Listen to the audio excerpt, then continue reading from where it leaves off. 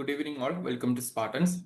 Day 3-യുടെ ഭാഗമായിട്ട് today we are going to have a certain discussion regarding what is this planning commission and as well as what is this Niti Aayog. ഇതിന്റെ ഒരു comparative understanding ആണ് നമ്മൾ ഇന്ന് മനസ്സിലാക്കാൻ വേണ്ടി പോകുന്നത്. So we can start. Let me share the screen for you. Screen കാണാൻ പറ്റുന്നുണ്ടെന്ന് വിശ്വസിക്കുകയാണ്. ആക്റ്റീവായിട്ട് നിങ്ങളുടെ പാർട്ടിസിപ്പേഷൻ കൂടെ ഉണ്ടാവുക. ഒരുമിച്ച് പഠിച്ചു പോകുന്നതിന്റെ ഭാഗമായിട്ടാണ് we are having these discussions.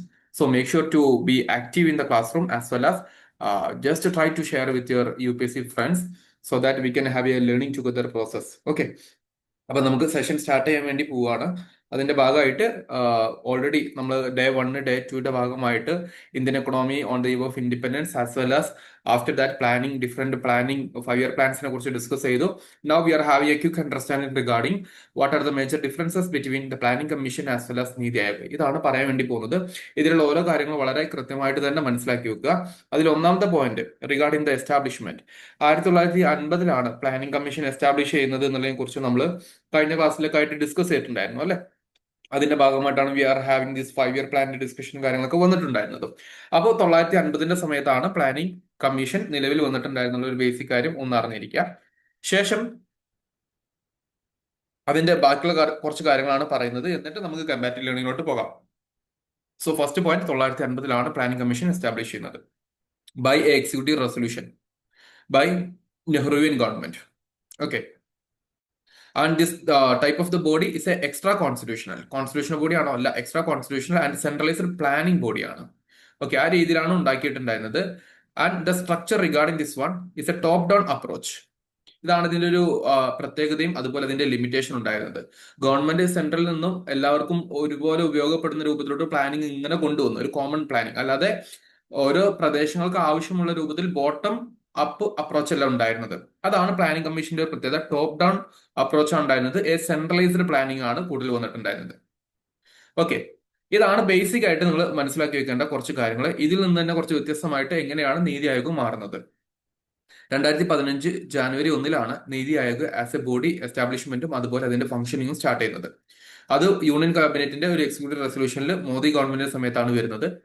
And the most important part is that is a policy think tank. Meaning എങ്ങനെയായിരിക്കണം ഇനിയുള്ള economy as well as the overall development of the country ഉണ്ടാകേണ്ടതെന്ന് പറയുന്ന ഒരു പോളിസി തിങ്ക് ടാങ്ക് ആണ് with decentralised approach as well as cooperative approach. ഈ വാക്കുകൾ കുറച്ച് important ആണ്. ഡീസെൻട്രലൈസ്ഡ് കാരണം എന്തായിരുന്നു? നമ്മുടെ planning commission is a centralised. Then cooperative approach meaning having the state having more roles to contribute എന്ന രീതിയിൽ. അപ്പൊ ഒരു ബോട്ടം അപ്പ് അപ്രോച്ച് ആണ് ഇവിടെ വന്നിട്ടുണ്ടായിരുന്നത്. And giving importance to participative governance. This is something very important in the modern sense. Okay, ഒരു രാജ്യം build ചെയ്യുന്ന സമയത്ത് അന്നുണ്ടായിരുന്നത് സെൻട്രലൈസ്ഡ് ആയിട്ടുണ്ടായിരുന്ന ഒരു അപ്രോച്ച് ആണെങ്കിൽ we have changed our approach.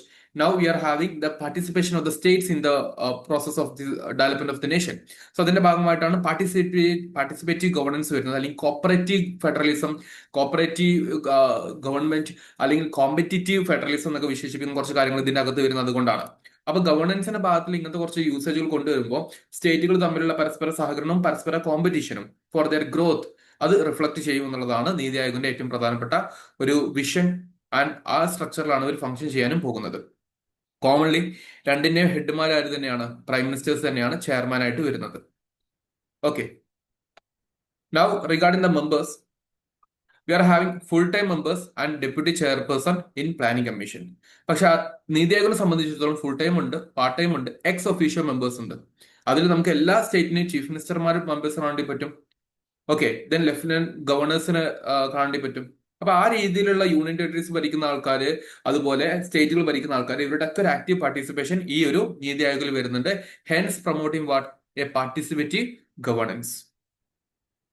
സ്റ്റേറ്റിന്റെ പാർട്ടിസിപ്പേഷൻ ഇവിടെ വളരെ ലിമിറ്റഡ് ആയിരുന്നു. കാരണം എന്താ, കൂടുതലും centralised planning top down approach ആണ് ഉണ്ടായിരുന്നത്. And here we are having active participation states through governing council. ആ ഗവേണിംഗ് കൗൺസിൽ ആരൊക്കെ ഉണ്ട് എന്നുള്ളതാണ് ഇവിടെ പറഞ്ഞിരിക്കുന്ന കാര്യം. Now role is that 5-year plan അത് ഫോർമുലേറ്റ് ചെയ്യുക എന്നുള്ളതായിരുന്നു അവരുടെ റോള്, പ്ലാനിംഗ് കമ്മീഷന്റെ റോൾ എന്ന് പറയുന്നത്. അതുപോലെ സ്റ്റേറ്റുകൾക്ക് അതിനാവശ്യമായിട്ടുള്ള ഫണ്ടുകൾ അലോക്കേറ്റ് ചെയ്യുക എന്ന് പറയുന്ന ഒരു കാര്യം കൊണ്ട് ഇവിടെ വരുന്നുണ്ട്. പക്ഷേ when comparing to NITI Aayog, ഈ പ്ലാനിംഗ് കമ്മീഷന് മാത്രം ഉണ്ടായിരുന്ന കുറച്ച് ഫീച്ചേഴ്സിലാണ്. ഒന്ന്, 5-year പ്ലാന്റെ ഫോർമുലേഷൻ. 2, ഫണ്ടുകൾ അലോക്കേറ്റ് ചെയ്യുക.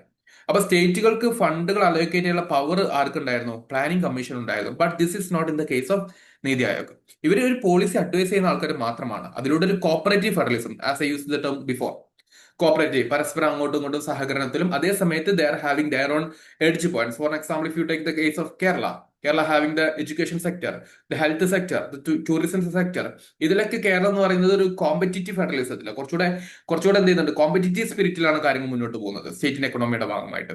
അപ്പൊ ആ രീതിയിലുള്ള കുറച്ച് കാര്യങ്ങൾ പ്രൊമോട്ട് ചെയ്യുന്ന ഒന്നാണ് നീതി ആയോഗിൽ വരുന്നത്. And the most important part is that no fund allocation power. This is something very very important.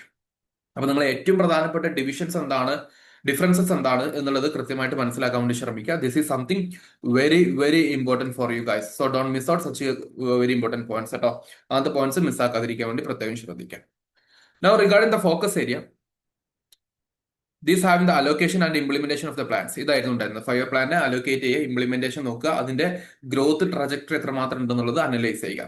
പക്ഷെ ഇവർ കുറച്ചുകൂടെ സ്ട്രാറ്റജിക് പ്ലാനിങ്, ഇന്നോവേഷൻ, മോണിറ്ററിങ്, ഇങ്ങനെ കുറച്ചുകൂടെ മോഡേൺ സെൻസിൽ, അതായത് നമുക്ക് 75 വർഷങ്ങൾക്ക് മുമ്പ് ഉണ്ടായിരുന്ന ഒരു ബോഡി ഇപ്പോൾ നമ്മൾ അത് മോഡേണൈസ് ചെയ്തിട്ട് we are having a national institution for transforming India. അതാണ് നീതി ആയോഗ് എന്ന് പറയുന്നത്. അപ്പോൾ സ്ട്രാറ്റജിക് പ്ലാനിങ്ങിലൂടെ ഇന്നോവേറ്റീവ് ആയിട്ടുള്ള കാര്യങ്ങൾ കൊണ്ടുവന്നിട്ട് മോണിറ്ററിംഗ് കാര്യങ്ങൾ നടപ്പിലാക്കിയിട്ട് ട്രാൻസ്പെറൻസി മോഡൽ, ഒരു ഗവേണൻസ് സിസ്റ്റത്തെ ബ്യൂട്ടിഫുൾ ആയിട്ട് കൊണ്ടുപോകുക എന്ന് പറയുന്ന ഒരു കാര്യമാണ് ഇതിൽ വരുന്നത്. And regarding the accountability, no accountability to the public. പക്ഷേ അതേ സമയത്ത് നീതി ആയോഗ് എന്താണ്, കുറച്ചുകൂടെ ട്രാൻസ്പെറന്റ് ആണ്. പബ്ലിക് ഇൻവോൾവ്മെന്റ് പലപ്പോഴും ഇതിന്റെ ഭാഗമായിട്ട് വരും. Having different reports, indices, such kind of things. 2014 abolish ചെയ്തു. 2015 മുതൽ നീതി ആയോഗ് നിലവിൽ വരികയും ചെയ്തു. So guys, these are some of the very very important points. Okay, ഒന്നുകൂടെ ഒന്ന് സമ്മറൈസ് ചെയ്യുകയാണെങ്കിൽ ഇത്രയേ ഉള്ളൂ. ഇപ്പൊ തന്നെ പഠിച്ചു പോകാൻ ശ്രമിക്കുക. 950 establishment, 2015 establishment. Then extra constitutional ബോഡിയാണ്. ദെൻ സെൻട്രലൈസ്ഡ് പ്ലാനിംഗ് ആണ് വരുന്നത്, ഇവിടെ ഡീസെൻട്രലൈസ്ഡ് ആണ്. ടോപ്പ് ഡൗൺ ആണ്, ഇവിടെ ബോട്ടം അപ്പ് ആണ് വരുന്നത്. And giving more importance to participative governments as well as cooperative governance, ഒരു ഫെഡറലിസം എന്ന് പറയുന്നത്. പിന്നെ വാട്ട് വി ആർ ഹാവിംഗ്, ഫണ്ടുകൾ അലോക്കേറ്റ് ചെയ്യുക പ്ലാനിംഗ് കമ്മീഷന്റെ ഒരു പ്രധാനപ്പെട്ട ഫംഗ്ഷൻ ആയിരുന്നെങ്കിൽ ഇവിടെ നോ ഫണ്ട് അലോക്കേഷൻ പവർ ആണുള്ളത്. ദെൻ അക്കൗണ്ടബിലിറ്റി ഉണ്ടായിരുന്നില്ല, ഇവിടെ മോർ അക്കൗണ്ടബിൾ ആണ് എന്നുള്ള രീതിയിൽ മനസ്സിലാക്കുക. So these are some of the very important things that you have to learn. Okay, അപ്പൊ ഈ നോട്ട് കിട്ടാൻ വേണ്ടി നിങ്ങൾ ചെയ്യേണ്ടത് just join our Telegram as well as make sure to share with your friends. നിങ്ങളുടെ ഫ്രണ്ട്സുമായിട്ട് ഷെയർ ചെയ്യാൻ പ്രത്യേകം ശ്രമിക്കുക. ഇനി ഇവിടെ നീതി ആയോഗിന്റെ ഏറ്റവും പ്രധാനപ്പെട്ട ഇനീഷ്യേറ്റീവിന്റെ ബേസിക്സ് മാത്രം ഞാൻ പറഞ്ഞു പോവാണ്. ഡീറ്റെയിൽഡ് ഡിസ്കഷൻ കറണ്ട് അഫയേഴ്സിന്റെ ഭാഗമായിട്ട് പഠിക്കേണ്ട ഒന്നാണ്. റിപ്പീറ്റ്, കറണ്ട് അഫയേഴ്സിന്റെ ഭാഗമായിട്ട് പഠിക്കേണ്ട ഒന്നാണ്. അപ്പൊ നോക്കിക്കേ, നീതി ആയോഗിന്റെ പ്രധാനപ്പെട്ട റിഫോംസ് ഒന്നാണ് ആസ്പിറേഷണൽ ഡിസ്ട്രിക്ട് പ്രോഗ്രാം. ഇന്ത്യയിൽ 500+ ഡിസ്ട്രിക്ട്സ് ഉണ്ട്, ഓർ 600+ ഡിസ്ട്രിക്ട്സ് ഉണ്ട്. ഇതില് അണ്ടർ ഡെവലപ്ഡ് ആയിട്ടുള്ള ഒരുപാട് ഡിസ്ട്രിക്റ്റുകളുണ്ട്. ഓക്കെ, വളരെ പിന്നോക്കം നിൽക്കുന്ന അങ്ങനത്തെ ഡിസ്ട്രിക്റ്റുകളെ ഫോക്കസ് ചെയ്തിട്ടുള്ള സോഷ്യോ എക്കണോമിക് ഡെവലപ്മെന്റ്, അതിന്റെ ഇൻഡിക്കേറ്റേഴ്സ്, ഇങ്ങനത്തെ കുറച്ച് കാര്യങ്ങൾ കൊണ്ടുവരികയാണ്. അപ്പൊ ഇവഞ്ചലും എന്ത് ചെയ്യും, അതിൽ കൃത്യമായിട്ട് ഒരു പെർഫോമൻസ് കാഴ്ചവെക്കുന്നുണ്ടോ നോക്കിയിട്ട് ആ ജില്ലകളുടെ ഗ്രോത്ത് കാണേണ്ടി പറ്റും. ആ ജില്ലകൾ മുന്നോട്ട് വരും. കണ്ടോ, ഒരു ടോപ്പ് ഡൗൺ അപ്രോച്ചിന് അപ്പുറത്തോട്ട് ഒരു ബോട്ടം അപ്പ് അപ്രോച്ചിന് എക്സാമ്പിൾ ആണത് ആസ്പിറേഷണൽ ഡിസ്ട്രിക്ട് പ്രോഗ്രാം എന്നുള്ളത്. ദെൻ അഡൽ ഇന്നോവേഷൻ മിഷൻ, സ്റ്റാർട്ടപ്പുകളെ പ്രൊമോട്ട് ചെയ്യാൻ വേണ്ടി, ഓണ്ടർപ്രണർഷിപ്പ് പ്രൊമോട്ട് ചെയ്യാൻ വേണ്ടി, സ്കൂൾ ലെവൽ ടിങ്കറിംഗ് ലാബ്സ് കൊണ്ടുവരാൻ വേണ്ടി. അപ്പോൾ ഒരു സ്കൂൾ ലെവൽ മുതൽക്ക് ഒരു സ്റ്റാർട്ടപ്പ് ലെവലിലോട്ട് വരുന്ന രൂപത്തിലോട്ട് ടെക്നോളജി, ഇന്നോവേഷൻ, ഇങ്ങനത്തെ കുറച്ച് ഒരു കൾച്ചർ, ഒരു സയന്റിഫിക് ആയിട്ടുള്ള ടെമ്പർ, ഇങ്ങനത്തെ കുറച്ച് കാര്യങ്ങൾ കൊണ്ടുവരാൻ വേണ്ടിയുള്ളതാണ് Atal innovation mission. National nutrition strategy regarding the health and especially the malnutrition issue കുറക്കാൻ വേണ്ടി, to reduce the malnutrition and improve the maternal child health care. School education quality index, SEQI എന്ന് പറയുന്നത്, കേരളം ഇപ്പോഴും ടോപ്പിലാണ് വരുന്നത് അല്ലെ. സ്കൂൾ എഡ്യൂക്കേഷൻ ക്വാളിറ്റി ഇൻഡെക്സ് എന്ന് പറയുന്നത്, അപ്പൊ എഡ്യൂക്കേഷനുമായി ബന്ധപ്പെട്ടിട്ട് ഏറ്റവും ക്വാളിറ്റി പ്രൊവൈഡ് ചെയ്യുന്ന സ്ഥാപനങ്ങളും സ്റ്റേറ്റുകളും ഒക്കെ കണ്ടെത്തുന്ന ഒരു അസസ്മെന്റ് ആണത് സെക്കി എന്ന് പറയുന്ന index. Then sustainable development goal index regarding India, ഇന്ത്യയുടെ സസ്റ്റൈനബിൾ ഡെവലപ്മെന്റ് ഗോളുമായിട്ടുള്ള പെർഫോമൻസ് അല്ലെ. നമുക്ക് എത്ര സസ്റ്റൈനബിൾ ഡെവലപ്മെന്റ് ഗോൾസ് ഉണ്ട്? Please comment it. എത്ര സസ്റ്റൈനബിൾ ഡെവലപ്മെന്റ് ഗോൾസ് ഉണ്ട് നമുക്ക്? Comment it guys, comment it guys. I M waiting for your comment. Please make it.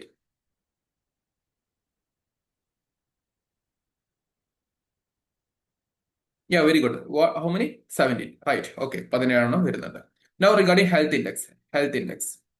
സ്റ്റേറ്റുകളുടെ health കെയറിന്റെ ഭാഗമായിട്ടുള്ള ഒരു കമ്പാരിസൺ കൊണ്ടുവരും. അപ്പൊ സ്റ്റേറ്റുകൾക്ക് അടിയിൽ എന്ത് ചെയ്യുന്നു, ഒരു കമ്പാരിസൺ വന്നു. അപ്പൊ ഒരു സ്റ്റേറ്റിന്റെ ഗ്രോത്ത് എടുത്തുകൊണ്ട് എഡ്യൂക്കേഷനില്, ഹെൽത്തില് കേരളം മുൻപന്തിയിലാണ് വരുന്നത്. So there we can see what some kind of competitive federalism. നമ്മൾ കുറച്ചുകൂടെ കോമ്പറ്റ് ചെയ്തുകൊണ്ടിരിക്കുകയാണ് ആ കാര്യത്തിൽ.